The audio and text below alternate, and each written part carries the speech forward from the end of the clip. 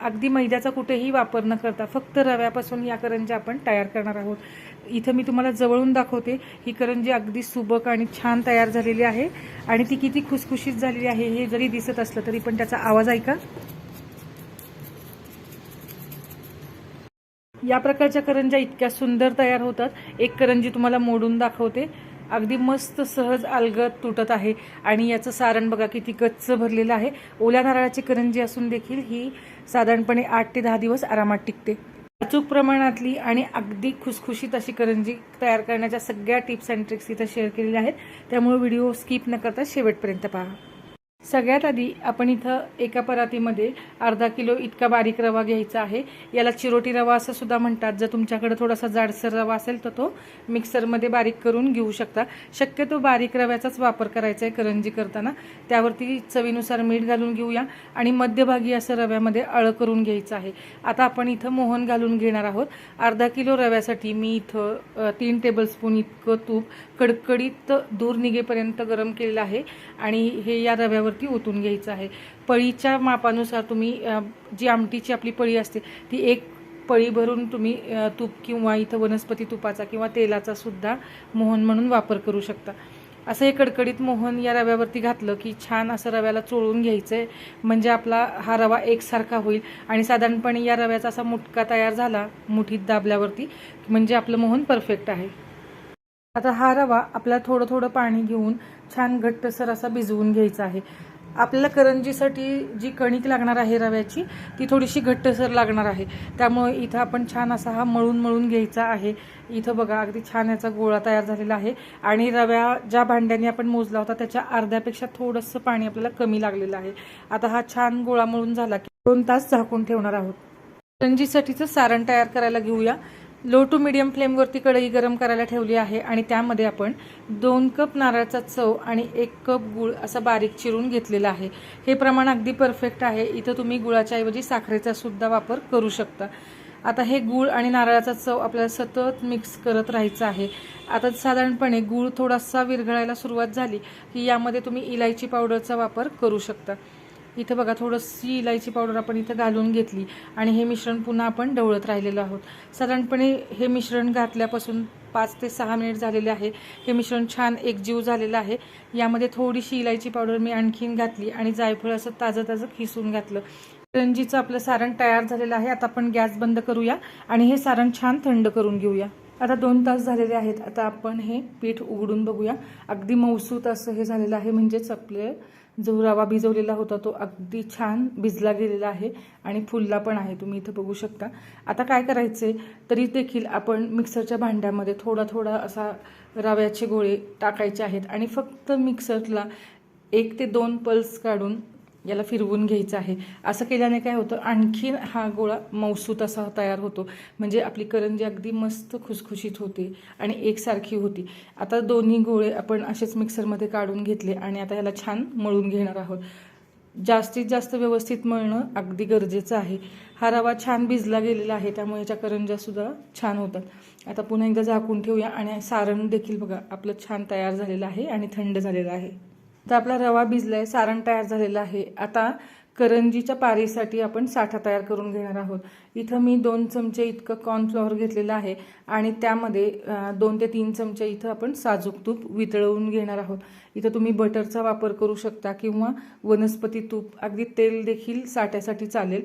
आता हे सगळं मिश्रण आपल्याला व्यवस्थित मिक्स करून घ्यायचं आहे आणि असा थोडासा जाडसर साठा करून घ्यायचा आहे। आता हे बघा इथं पातळ साठा तयार झालेला आहे, त्यामुळे मी पुन्हा एकदा याच्यामध्ये थोडंसं कॉर्नफ्लॉवर ॲड करणार आहे।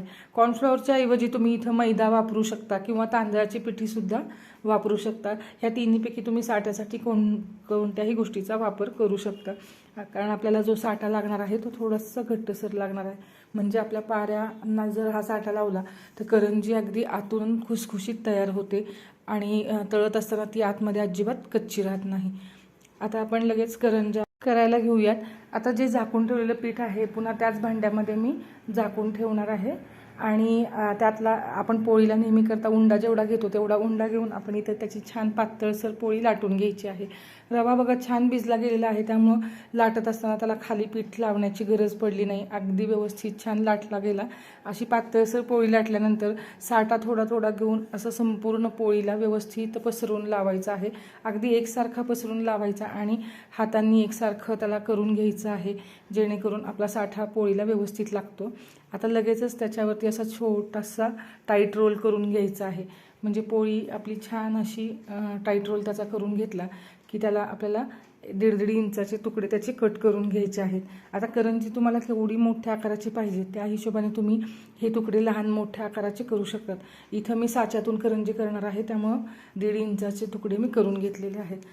प्रत्येक पोळीचे असे तुकडे केल्यानंतर ते असे छान झाकून ठेवायचे म्हणजे वाळत नाहीत. आता करंजीची बारी लाटायला घेऊया. आता इथं आपण अशा पद्धतीने जो तुकडा करून घेतलेला आहे तो असा उभा ठेवून त्याच्यावरतीच आपण लाटण्याने छान पातळसर अशी लाटणार आहोत. फक्त पारी लाटत असताना आपल्याला अगदी छान व्यवस्थित पातळ अशी लाटून घ्यायची आहे, पण इतकी पण पातळ करायची नाही की ज्यामुळं आपलं सारण त्या पारीतून बाहेर पडेल आणि रवा आहे त्यामुळं अगदी जितकी तुम्ही पातळ पारी लाटाल तेवढी ती खुसखुशीत होते, अगदी मस्त होते. आता इथं बघा अशी छान पोळी पातळसर लाटून झालेली आहे. तर आता आपण काय करायचं, आता इथं मी साचा घेतलेला आहे. आता या साच्यावरती ही पोळी ठेवून घ्यायची आहे. तुम्ही इथं साच्याला थोडंसं तुपाचा किंवा हातसुद्धा लावू शकता, पण हे पीठ छान भिजलं गेलं आहे त्यामुळे मी इथं काही न लावता अशीच ही पोळी याच्यावरती ठेवून घेतली आणि साधारणपणे 2 चमचे आपण सारण यामध्ये घालून घेणार आहोत. सारण आपल्याला गच्च भरून घ्यायचं आहे, म्हणजे अगदी करंजी खाताना एकसारखी लागते आणि आतून जास्त व्यवस्थित सारण भरलं असलं की करंजीची चव देखील अप्रतिम होते, त्याचबरोबर करंजी अशी जास्त फुगीर तयार होते. आता बघा असंही जे साचा आहे हे व्यवस्थित पॅक करून घेतला आणि साईडचं जे पीठ आहे ते आपल्याला काढून घ्यायचं आहे. साचा वापरल्यामुळं काय होतं, करंजीचा आकार अगदी छान दिसतो, सगळ्या करंज्या अगदी एकसारख्या तयार होतात. आपल्याकडे जर साचा नसेल तर तुम्ही अशा पद्धतीने ज्यावेळेस आपण सारण भरतो पोळीमध्ये तेव्हा थोडंसं हाताने प्रेस करून काठी चमच्याने सुद्धा तुम्ही याला दाबून प्रेस करू शकता, किंवा फिरकीचा चमचा असेल तर त्यांनी सुद्धा आपण असा करंजीचा आकार पाडू शकतो. तर आता इथं आपण ही करंजी यातली काढून घेणार आहोत. आपली पहिली करंजी तयार झालेली आहे. आता दुसरी करंजी पण अशाच पद्धतीने लाटून घेऊया. मगाशी करंजीचा जो रोल होता तो उभा धरून आपण लाटून घेतला, आता हा करंजीचा रोल आपण आडवा धरून त्याला छान पातळ असं लाटून घेणार आहोत. करंजीचं साट्याचे रोल तुम्ही उभा ठेवून लाटा किंवा आडवा लाटा, काही फरक पडत नाही. फक्त आपल्याला ह्या जो रोल आहे तो पोळी लाटण्यासाठी पातळ असा लाटला म्हणजे आपली करंजी अगदी खुसखुशीत होते. आता ही दुसरी पोळी पण तयार झालेली आहे. आता ह्या पारीला पण आपण साच्यामध्ये घालून घेतलं आणि यामध्ये 2 ते 2.25 चमचे सारण घालून घेतलं. जर तुमच्याकडं आता इथं बघा अजिबात मी पाण्याचा वगैरे चिटकवण्यासाठी उपयोग केलेला नाही. जर आपलं पीठ जर चांगलं भिजलं असेल तर इथं पाणी किंवा दुधाचं बोट लावायची गरज नसते. पण जर तुमच्याकडं जर समजा मळलेली कणिक जर थोडीफार कोरडी असेल, चिकटपणा नसेल त्याच्यामध्ये, तर तिथं तुम्ही दुधाचा किंवा पाण्याचं बोट असं साच्यामधून जेव्हा आपण पारी चिटकवतो तेव्हा असं लावून मग हा साचा प्रेस करू शकता. अशाच पद्धतीने आपण जे पहिले रोल तयार केले होते ते सगळे लाटून घ्यायचे आहेत आणि असं साच्यामध्ये घालून या करंज्या तयार करून घ्यायच्या आहेत. शक्यतो करंज्या करत असताना जर तुम्ही एकट्याच करणार असाल तर काय करायचं, पहिल्या 10 ते 12 करंज्या करून घ्यायच्या आणि थोड्याशा ओलसर कापडाने झाकून घ्यायच्या आणि तेल गरम झाल्यानंतर सुरुवातीचा घाणा करत तळत असताना आपण दुसऱ्या करंज्या लाटायला घ्यायच्या, म्हणजे मग आपल्या करंज्या छान तयार होतात. आणि तयार झालेल्या करंज्या अशाच आपण उघड्या ठेवायच्या नाहीत, नाही तर त्या सुकतात आणि तेलामध्ये घातल्यानंतर त्या फुटू शकतात. अशामुळंच आपण इथं थोडासा ओलसर कापड करंजीवरती झाकून घ्यायचं आहे, त्यामुळं आपल्या करंजीला थोडासा ओलसरपणा राहतो. आता इथं आपण तेल मध्यम आचेवरती गरम करायला ठेवलेलं आहे आणि आपल्या ह्या थोड्या करंज्या तयार करून झालेल्या आहेत. करंजी तळत असताना लक्षात ठेवायची बाब म्हणजे करंजी तळण्यासाठी तेल हे मध्यम गरम झालेलं असलं पाहिजे. अगदी थोडासा पिठाचा गोळा तेलामध्ये टाकल्यानंतर तो हळूहळू वर आला पाहिजे, पटकन वर आला नाही पाहिजे. आता इथं थोडासा हा गोळा असा हळूहळू वर आला की मग आपण तेलात मावतील इतक्या करंज्या यामध्ये सोडून घ्यायच्या आहेत. तेलात मावतील एवढ्या करंज्या सोडल्यामुळं काय होतं, आपल्या ज्या करंज्या आहेत त्या तेलकट होत नाहीत. फक्त अगदीच तेलामध्ये एकमेकाला चिटकतील एवढ्या पण टाकायच्या नाही, पण साधारणपणे ह्या करंज्या उलटपलट करता येतील इतक्या प्रमाणात आपल्याला ह्या करंज्या या तेलामध्ये सोडून घ्यायच्या आहेत. त्यानंतर दुसरी महत्त्वाची टीप म्हणजे जेव्हा आपण ह्या करंज्या सोडून घेतल्या तेव्हा आपल्याला गॅसची फ्लेम सुरुवातीला थोडीशी हाय फ्लेम ठेवायची आहे आणि मगच आपल्याला करंजी पलटून झाली की मग आपल्याला ही गॅसची फ्लेम हाय टू मीडियम करायची आहे. आता इथं बघा, सुरुवातीला हाय फ्लेमवरती या करंज्या छान थोड्याशा वर आल्या की आपण याला झारीने भरून वरच्या बाजूला तेल उडवत राहायचं आहे, जेणेकरून करंजी एकसारखी तेलामध्ये तळली जाते. आता लगेचच 2 मिनिटांनंतर आपण गॅस मध्यम केला आणि आता ही करंजी आपण पलटून घ्यायची आहे. सुरुवातीलाच उलटपलट पटपट करायचं नाही.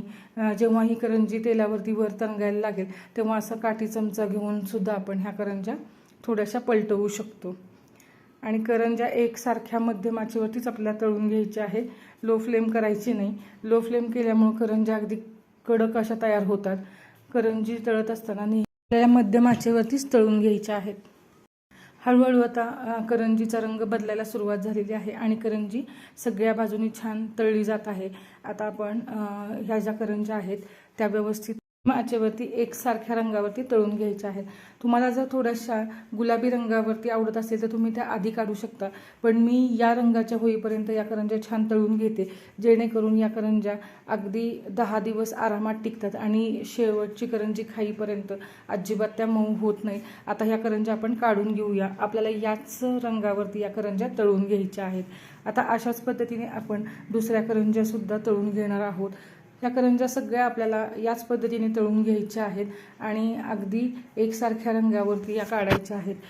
करंजी सुरुवातीला जर तुम्ही हाय फ्लेमवरती तळली तर काय होतं, पटकन त्याचा रंग बदलतो पण आतून करंजी कच्ची राहते. अशाच पद्धतीने आपल्याला ह्या सगळ्या करंज्या छान तळून घ्यायच्या आहेत. आता सगळ्या तळूया. आणि आपल्या सगळ्या करंज्या आता इथे तळून तयार झालेल्या आहेत, अगदी एकसारख्या आकाराच्या आणि एकसारख्या रंगाच्या. शिवाय यातल्या सगळ्या टिप्स आणि ट्रिक्स जर तुम्ही फॉलो केलात तर ओल्या नारळाची करंजी असून देखील या करंज्या 10 दिवस आरामात टिकतात. आजची रेसिपी तुम्हाला आवडली असेल तर रेसिपीला लाईक, शेअर, कमेंट करा. चॅनलला सबस्क्राईब केलं नसेल तर नक्की सबस्क्राईब करा आणि ही रेसिपी करून बघा. धन्यवाद.